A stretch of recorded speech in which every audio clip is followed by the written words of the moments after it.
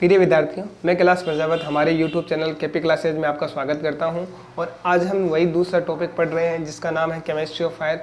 और इसका जो पार्ट पहले है उसमें हम बहुत कुछ पढ़ चुके हैं, जिसके अंदर मैंने सबसे पहले आपको बताया था कि आग एक रासायनिक अभिक्रिया होती है। उसके बाद में आपको ताप और ऊष्मा के बारे में बताया था कि ताप और ऊष्मा क्या होती है।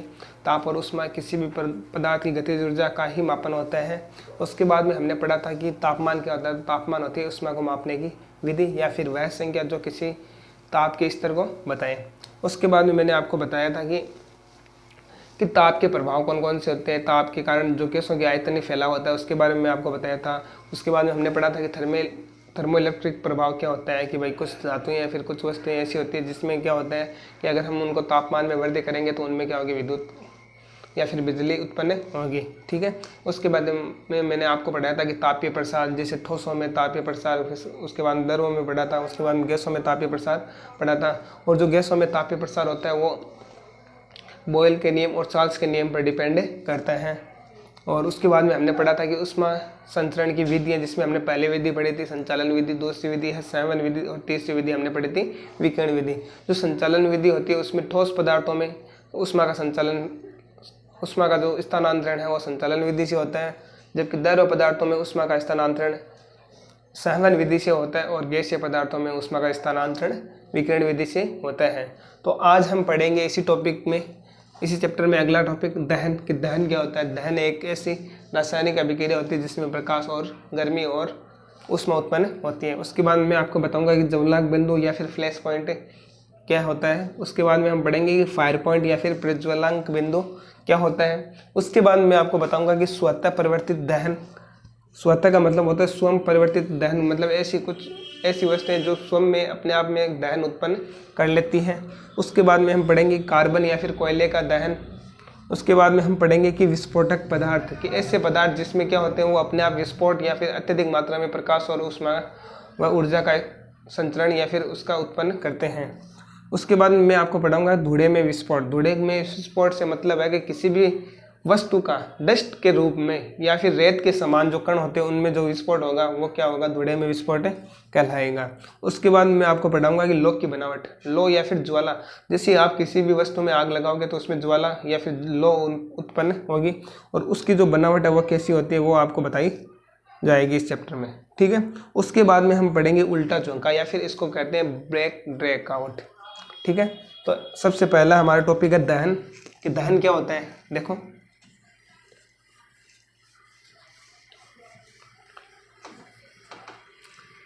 तो सबसे पहली परिभाषा अगर दहन की अगर हम लिखें तो दहन को आप अगर आग भी कह सकते हो या फिर दहन वह रासायनिक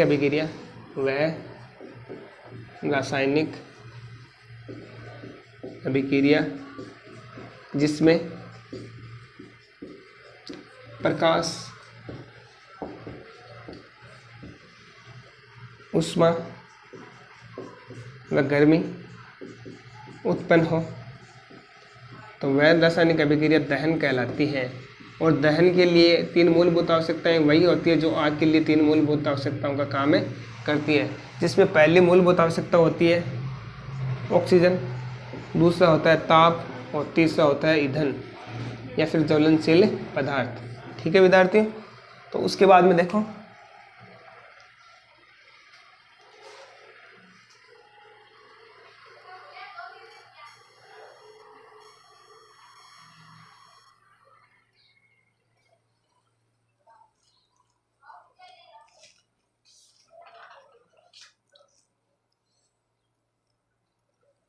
ठीक है, यह हो गई हमारे दहन की परिभाषा।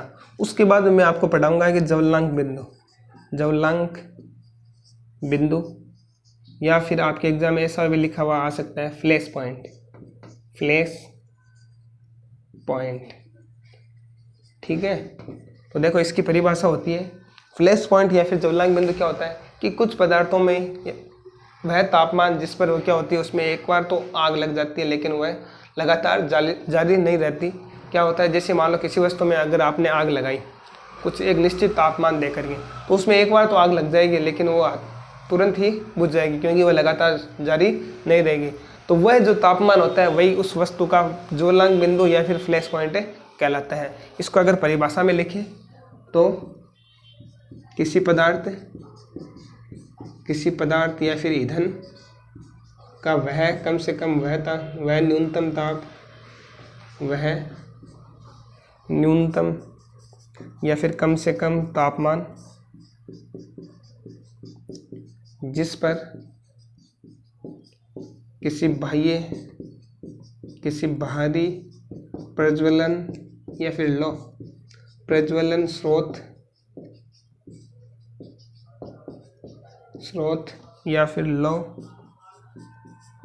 मिलने पर आग लग जाए लेकिन वह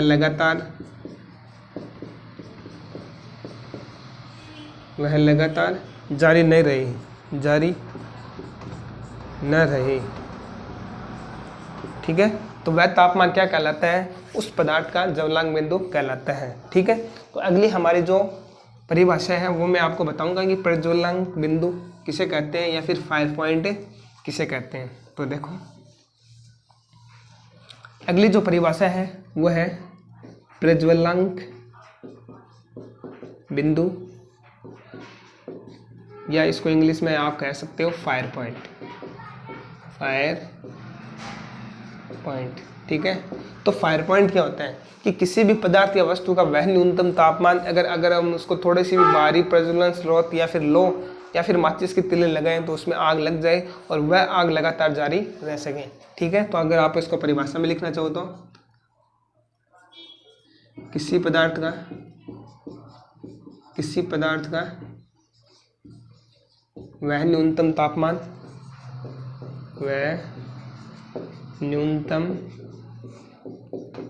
तापमान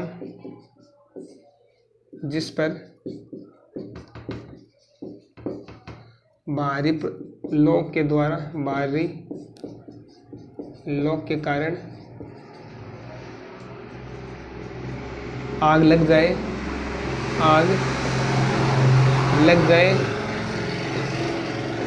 और वह निरंतर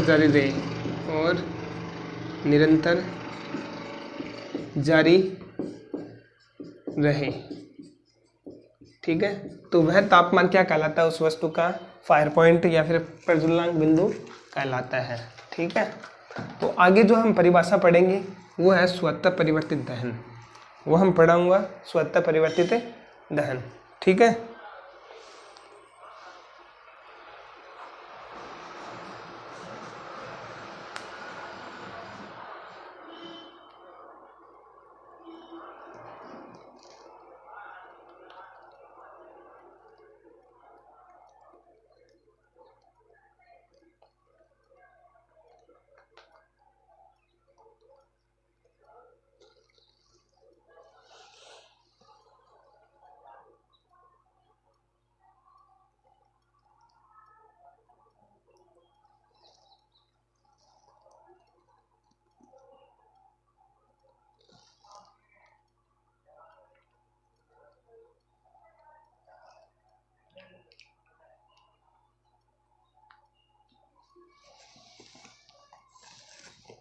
देखो अगला हमारा टॉपिक है स्वतः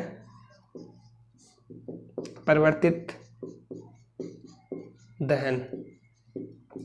ठीक है, तो इसकी परिभाषा क्या होती है देखो, वो मैं आपको बताऊंगा पहले कि स्वतः परिवर्तित दहन का मतलब होता है कुछ वस्तुएं ऐसी होती हैं जिसमें अगर एक निश्चित तापमान दिया जाए तो उनको बिना बाहरी प्रज्वलन स्रोत के भी उनमें आग लग जाती है। तो वह वस्तुओं में उस प्रकार का जो दहन होता है वो स्वतः परिवर्तित दहन कहलाता है। जिसकी अगर आप परिभाषा लिखना चाहें तो होती है, जैसे मान लो किसी वस्तु का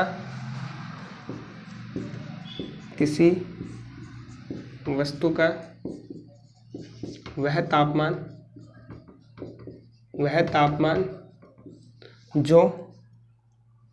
तापमान जिसे पाकर उस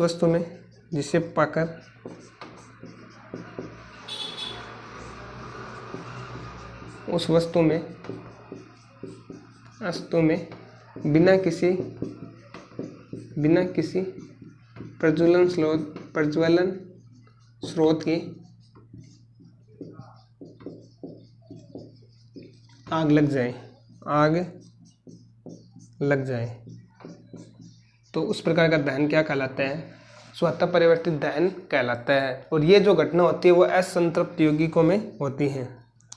यहाँ पर आप नोट लगा कर लिख लो, स्वतः परिवर्तित दहन, स्वतः परिवर्तित दहन सामान्यतः असंतृप्त यौगिकों, जैसे आप लिख सकते हो तेल, वसा, तेल, वसा या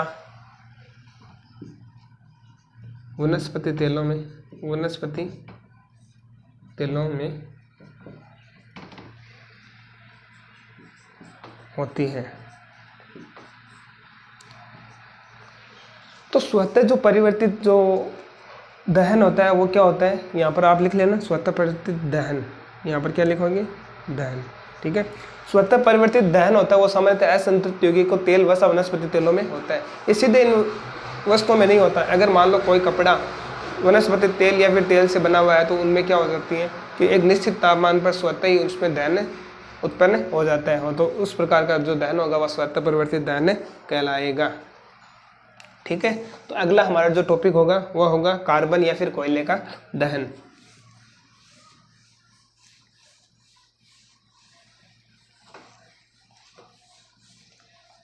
देखो अगला टॉपिक कार्बन या आप यहाँ पर लिख लो कोयले का दहन, कोयले का दहन। देखो कैसे होता है। सबसे पहले आपको पता होना चाहिए कि जो कार्बन या फिर कोयला होता है उसके कितने प्रकार होते हैं? 4 प्रकार। उसके कितने प्रकार? 4 प्रकार होते हैं। देखो, ठीक है। जिसका पहला प्रकार होता है एंथ्रेसाइट, एंथ्रेसाइट, ठीक है। उसके बाद में आता है बिटुमिन्स, बिटुमिन्स।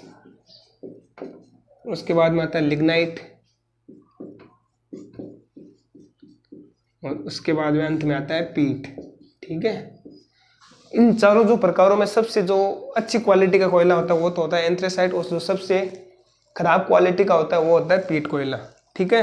क्योंकि पीट कोयले में सर्वाधिक कार्बन की मात्रा नहीं होती है, ठीक है। देखो अब इनमें अगर हम कार्बन की मात्रा की बात करें तो इसमें देखो सबसे उच्च कोटि का होता है, तो इसका मतलब है इसमें कार्बन की मात्रा सबसे ज़्यादा होगी। 85 से 98% इसमें कार्बन की मात्रा होती है। और उसके बाद में अगर विटामिन्स की बात करें तो विटामिन्स में 70 से 80% कार्बन की मात्रा होती है। और उसके बाद में लिग्नाइट के अंदर 65 से 70% कार्बन की मात्रा होती है। और अंत में जो पीट कोयला होता है उसमें 50 से 60% कोयले की मात्रा होती है, ठीक है। और हमारे जो घरेलू उपयोग में जो काम में आता है कोयला उसका नाम है बिटुमिन्स कोयला, ठीक है। अब अगर कोयले की दहन की बात करें तो कोयले का दहन होता है तो कार्बन को अगर हम ऑक्सीजन के साथ में क्रिया करवाएं, कार्बन को अगर हम ऑक्सीजन के साथ में क्रिया करवाएं तो ये क्या होगा? कार्बन का दहन। क्योंकि जो कोई भी अगर कार्बन जलाएंगे तो वो ऑक्सीजन की उपस्थिति में ही जलेगा। तो इस प्रकार की रासायनिक अभिक्रिया में हमें क्या प्राप्त होगी? CO2 गैस, मतलब कार्बन डाइऑक्साइड गैस प्राप्त होगी। और साथ में आपको 10,890 BTU ऊष्मा भी उत्पन्न होगी, ऊष्मा भी उत्पन्न होगी, ठीक है। तो यहाँ पर आप लिख सकते हो ये कि क्या है? ये कार्बन है जो कि क्या है? ज्वलनशील ईंधन। ये आपके ऑक्सीजन है जो कि आग की प्राणवायु होती है। और ये आपके कार्बन डाइऑक्साइड, कार्बन डाइऑक्साइड।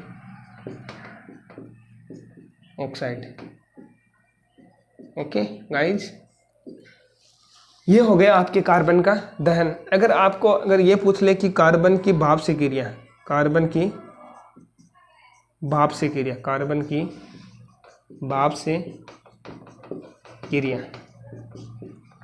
तो कार्बन की जो भाप से क्रिया होगी तो मतलब कार्बन है, इसके अगर आप H2O जल या फिर भाप से क्रिया करवाओगे तो क्या बनता है? कार्बन मोनोऑक्साइड गैस, और साथ में क्या बनती है? Hydrogen gas. और साथ में ये क्या होती है? सभी क्रिया के अंदर 3260 BTU ऊष्मा को सोखा जाता है, ऊष्मा या फिर गर्मी का अवशोषण होता है, अवशोषण होता है या फिर सोखा जाता है। ठीक है, तो ये हो गई आपकी कार्बन की भाप से क्रिया। ठीक है, आगे देखो अब हम पढ़ेंगे जो हमारा अगला टॉपिक है उसका नाम है, देखो जो अगला टॉपिक होगा वो होगा हमारा धातु से क्रिया या फिर मैग्नीशियम का दहन। देख लो, मैग्नीशियम धातु का दहन, मैग्नीशियम धातु का दहन। कोयले का दहन, जिस प्रकार कोयले की क्रिया ऑक्सीजन के साथ होती है तो कार्बन डाइऑक्साइड गैस बनाती है, उसी प्रकार मैग्नीशियम की ऑक्सीजन के साथ में क्रिया होती है। मैग्नीशियम की ऑक्सीजन के साथ में अगर क्रिया करवाएं तो MgO मैग्नीशियम ऑक्साइड बनता है और साथ में आपको ऊर्जा मिलती है। साथ में आपको क्या मिलती है? ऊर्जा भी मिलती है या फिर ऊष्मा मिलती है। और उस ऊष्मा या फिर ऊर्जा का मान होता है 10,930 BTU, ब्रिटिश थर्मल यूनिट। ठीक है, तो देखो जो मैग्नीशियम होती है हमें पता है कि ये दहन के लिए या फिर आग के लिए सबसे सक्रिय धातु होती है, जो कि आग लग जाती है इसमें आसानी से। ठीक है, तो इसका जो उपयोग है, अगर आप मैग्नीशियम का उपयोग को लिखेंगे, इसका जो उपयोग होता है, सबसे जो पहला उपयोग है वो उसका बम बनाने में किया जाता है। इंसेंडियरी बम बनाने में इसका उपयोग किया जाता है, बम बनाने में इसका उपयोग करते हैं। दूसरा, फोटोग्राफर द्वारा फोटो लेने में, फोटोग्राफर फ्लैक्स में फ़ोटो खींचने के लिए, फोटोग्राफर फ्लैक्स में प्रकाश उत्पन्न करने के लिए, प्रकाश उत्पन्न करने के लिए जब फोटो खींचते हैं तो प्रकाश चाहिए ना, तो उस प्रकाश को उत्पन्न करने के लिए भी इसका उपयोग किया जाता है। और वहाँ पर क्या किया जाता है? मैग्नीशियम धातु का दहन किया जाता है। ठीक है, उसके बाद मैं आपको पढ़ाऊँगा अगला टॉपिक जिसका नाम है आपके विस्फोटक पदार्थ। अगला जो हमारा टॉपिक है वो क्या है? विस्फोटक पदार्थ। ठीक है, या फिर इसको इंग्लिश में लिखो तो एक्सप्लोजिव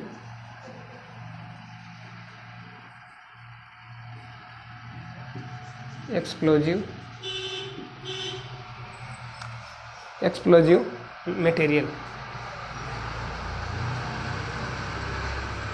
ठीक है, देखो तो इसमें आपको सामान्यतः दो पदार्थों का नाम ध्यान में रखना है। एक तो है गन पाउडर और दूसरा है, पहला है गन पाउडर और दूसरा आपको ध्यान रखना है पिक्रिक एसिड या फिर तेजाब। ठीक है, बात करें कि ये किन किन पदार्थों से मिलकर बनता है, तो आपको ध्यान में रखना है, एक तो होता है सल्फर या फिर इसको आप कह सकते हो गंधक, एक होता है कार्बन या फिर कोयला, और एक होता है आपके नाइट्रिक अम्ल या फिर आप इसको नाइट्रिक अम्ल नहीं, पोटेशियम नाइट्रेट, जिसका फॉर्मूला होता है KNO3। और इनका एक रस मिश्रण होता है, एक रस मिश्रण अनुकूल वातावरण में एक रस मिश्रण होता है, जिससे मिलकर के क्या बनता है? आपका गन पाउडर एक विस्फोटक पदार्थ बनता है। ठीक है, इनको अनुकूल अनुपात में मिलाया जाता है। ठीक है, अब बात करते हैं अगला जो हमारा पिक्रिक एसिड, वो किससे बनता है? वो आपके बनता है, अगर आप इसका अगर रासायनिक नाम लिखना चाहें तो वो होता है ट्राइनाइट्रोटोलुइन,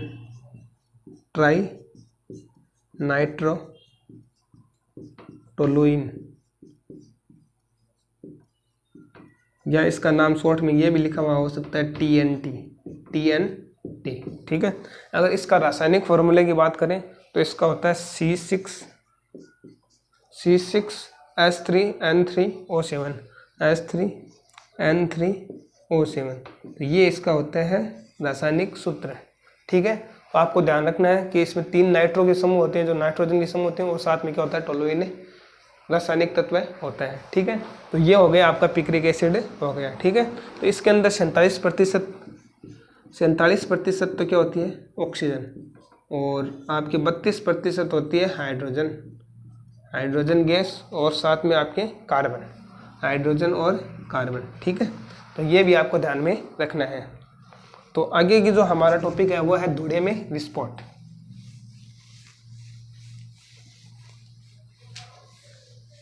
या फिर डस्ट एक्सप्लोजिव। तो अगला जो हमारा टॉपिक है वो है धुएं में। धुएं का मतलब है यहाँ पर जो हमारे सामान्य जो बारीक कणों महीन कणों वाली जो मिट्टी होती है ना, जिसको हम बालू रेत कहते हैं, तो उसी का नाम यहाँ पर है धूड़ लिया हुआ है, ठीक है ना।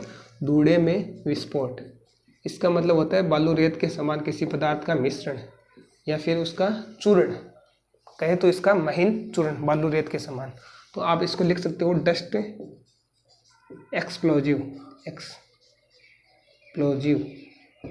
ठीक है। तो ये क्या होता है कि ज्वलनशील ठोस पदार्थों का महीन चूर्ण, ज्वलनशील ठोस पदार्थों का महीन चूर्ण ज्वलनशील गैस की तरह कार्य करता है, ठीक है।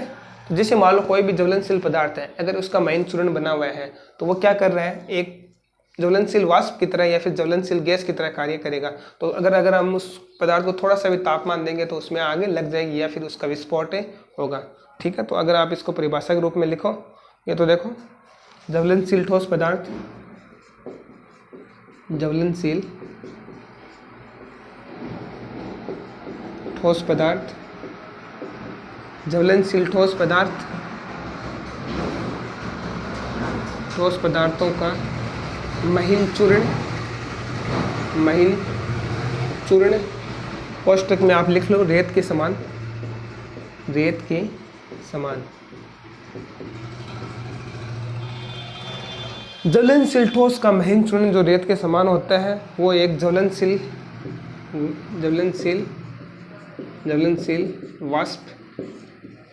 वाष्प या गैस की तरह कार्य करता है, गैस की तरह कार्य करता है। थोड़ा सा ताप मिलने पर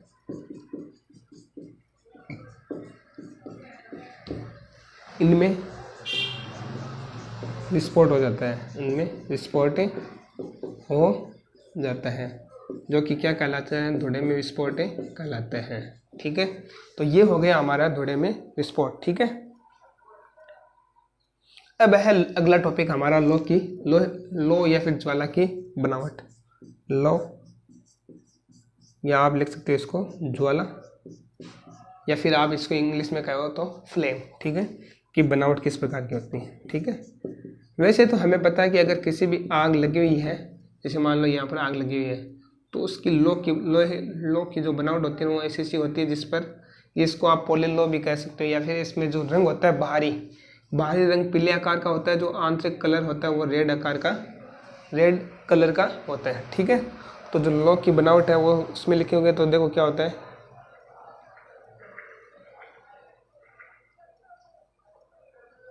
जब कोई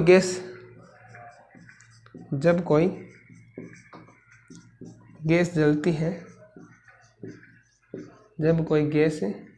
है, तो वहाँ उपस्थित वायु का आयतन,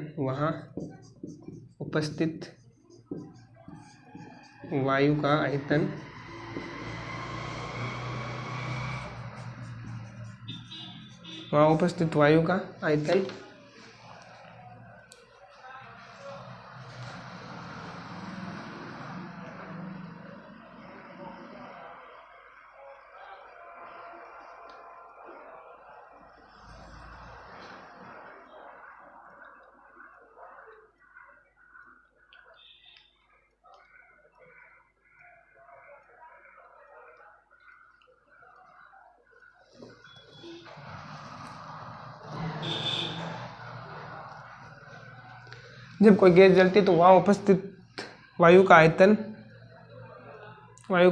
गैस के आयतन से अधिक होना चाहिए, तभी वह आग जलेगी, ठीक है। तो सबसे पहली बात आपको यही ध्यान में रखनी है कि जब भी कोई अगर गैस या फिर बर्नर से आपको उसको जलाना है, तब वहाँ उपस्थित जो वायु है ना, उसका आयतन उस गैस के आयतन से क्या होना चाहिए, ज़्यादा होना चाहिए, ठीक है, तभी वो आग जगेगी, ठीक है। देखो बर्नर में बर्नर, बर्नर तो जानते ही हो, बर्नर में कोल गैस को जलाने पर, कोल गैस को जलाने पर उत्पन्न लौ की बनावट, उत्पन्न जो लौ या फिर ज्वाला होगी, लौ की जो बनावट है वह पोली होगी, पोली होगी, जिसका बाहरी रंग, जिसका बाहरी आवरण, बाहरी आवरण पीले रंग का होगा, पीले रंग का होगा, ठीक है, रंग का होगा। ये हो गई आपकी लौ की बनावट या फिर ज्वाला की बनावट, ठीक है। तो जैसे ही आप किसी बर्नर, मान लो ये रहा बर्नर, अगर आप उसको जलाओगे, अगर आप उसको जलाओगे तो उसमें उपस्थित जो भी कोल गैस होगी वो जलेगी, और वह जलने के बाद में उसमें यहाँ पर लौ या फिर ज्वाला उत्पन्न होगी, और वो उस ज्वाला की जो बनावट है वह कैसी होगी, पोली होगी, और उस पोली जो बनावट है उसका जो बाहरी आवरण है वो पीले रंग का होगा, और उसका आंतरिक आवरण आपके लाल रंग या फिर हल्का लाल रंग होगा, ठीक है। तो अगला हमारा जो टॉपिक है वो है आपका बैक ड्रे आउट या फिर उल्टा झुमका। तो ये जो टॉपिक है वो भी मोस्ट इम्पोर्टेंट है आपके एग्जाम के लिए, तो आप सभी ध्यान से इसको समझें। इसका नाम है उल्टा झुमका, या फिर इसको इंग्लिश में कहें तो बैक ड्रे आउट, बैक ड्रे आउट, ठीक है, बैक ड्रे आउट, ठीक है। तो इस जो भी घटना है ये किसी घटना का ही नाम है। बैक ड्रे आउट होता है क्या है कि जब भी कोई आग लगती है तो वो आग अपने चारों ओर फैलती है। तो उस क्यों फैलती है? क्योंकि आग को अपने आसपास में जो भी ऑक्सीजन की मात्रा है वो कम हो जाती है और वो और अधिक ऑक्सीजन ग्रहण करने के लिए चारों ओर फैलती है। तो उस प्रकार में जहाँ पर उसकी ऑक्सीजन में जो कमी होती है वही क्या कहलाती है? उल्टा झोंका कहलाती है, ठीक है। तो आप लिख सकते हो कि जब भी बड़े पैमाने पर दहन होता है, जब बड़े पैमाने पर दहन या फिर आग लगती है, जब बड़े पैमाने पर दहन होता है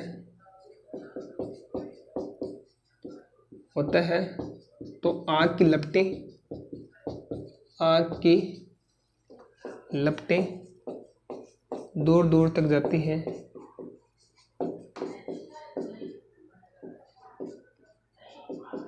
जाती है ताकि उसको ऑक्सीजन मिले, ताकि उसको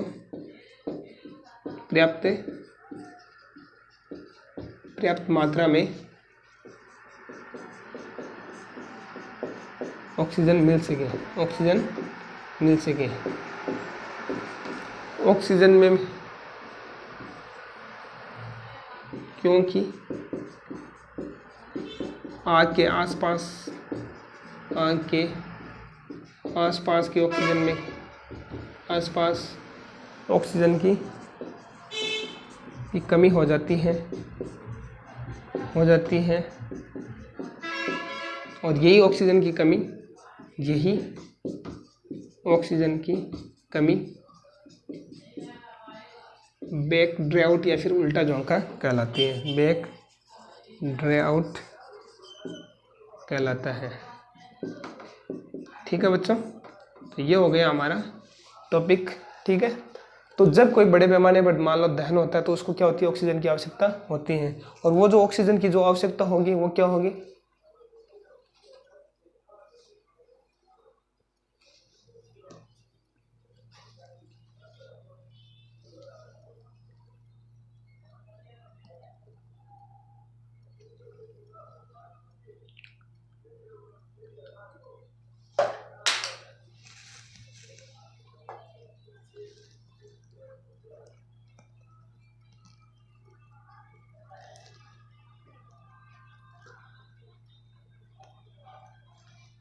अब देखो इसका आखिरी टॉपिक है कुछ शब्दों के बारे में, जो शब्दावली है वो मैं आपको बताऊंगा कि कौन कौन सी शब्दावली इस चैप्टर से संबंधित है। देखो अब आपको एक चीज़ समझनी है, मेल्टिंग पॉइंट क्या होता है? तो मेल्टिंग पॉइंट होता है किसी वस्तु का वह तापमान जिस पर कोई ठोस पदार्थ द्रव अवस्था में बदल जाता है। तो वह तापमान जो ठोस पदार्थ को द्रव अवस्था में बदलता है, तो वह तापमान उस पदार्थ का मेल्टिंग पॉइंट कहलाता है। उसके बाद में मैं आपको बताऊंगा बॉइलिंग पॉइंट क्या होता है। तो बॉइलिंग पॉइंट का मतलब है, बॉयल का मतलब होता है उबालना, या फिर आप इसको कह सकते हो क्वथनांक बिंदु, इसको कह सकते हो गलनांक बिंदु, और इसको कह सकते हो क्वथनांक बिंदु या फिर बॉइलिंग पॉइंट। ठीक है, तो इसकी जो परिभाषा होगी वो होगी वह तापमान जो द्रव पदार्थ को गैसीय अवस्था में बदलता है, तो वह क्या कहलाता है, वह तापमान उस वस्तु का क्वथनांक बिंदु या फिर बॉइलिंग पॉइंट कहलाता है। ठीक है, अगला जो हमारा टॉपिक है वो है वाष्प दबाव। देखो, वाष्प दबाव से नाम से ही आपको अर्थ पता चल रहा है कि वाष्प के कारण जो भी दबाव लगेगा वो क्या कहलाता है, वाष्प दबाव। किसी भी द्रव या फिर तरल पदार्थ को अगर आप गर्म करेंगे तो उसमें वाष्प उत्पन्न होगी और वही वाष्प उस द्रव पर दाब लगाएगी, तो वही क्या कहलाता है, वाष्प दबाव कहलाता है। ठीक है, अगला जो हमारा शब्द है वो है आपके वायुमंडलीय दबाव। वायुमंडलीय दबाव क्या होता है? तो वायुमंडल में क्या होता है, जैसे मान लो अनेक गैसें होती है और ये अनेक गैसें वायुमंडल के चारों ओर पूर्ण रूप से वितरित रहती हैं, और ये वायुमंडलीय गैसों का पृथ्वी पर उपस्थित प्राणियों जैसे मनुष्य है, पशु पक्षी सभी पर, जीव जंतुओं पर लगने वाला जो दबाव है वही क्या कहलाता है, वायुमंडलीय दबाव कहलाता है। और इसको दर्शाते हैं EMU से, EMU।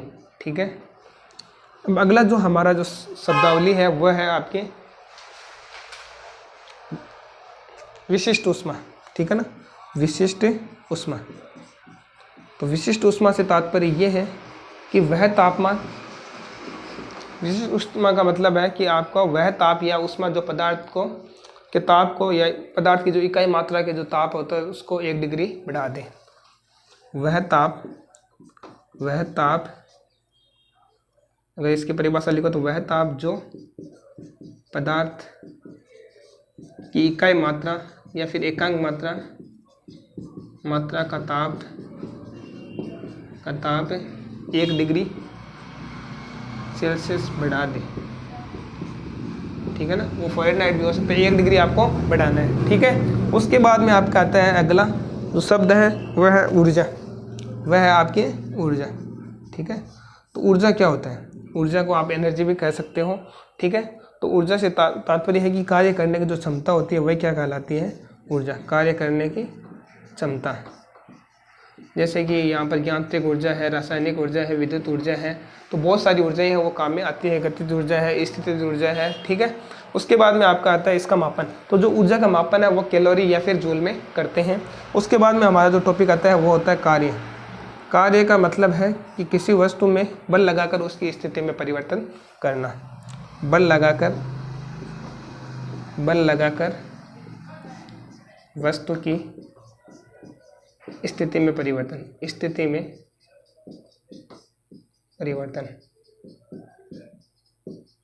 तो ये होता है कार्य। ठीक है, और कार्य को W से दर्शाते हैं। अगर इसका आप फॉर्मूला लिखना चाहो तो W बराबर होता है F गुणा S। F यहाँ पर बल है, S क्या है, विस्थापन। ठीक है, तो ये जो चैप्टर है हमारा केमिस्ट्री ऑफ फायर वो यहीं पर ख़त्म होता है। ठीक है, तो सभी विद्यार्थियों से निवेदन है कि आप हमारे चैनल पर इसी प्रकार जुड़े रहें और आपको फायर एंड सेफ्टी का जो भी सिलेबस है फायरमैन भर्ती 2021 का, उसका पूर्ण सिलेबस आपको यहाँ पर करवाया जाएगा। ठीक है, तो सभी को थैंक यू सो मच।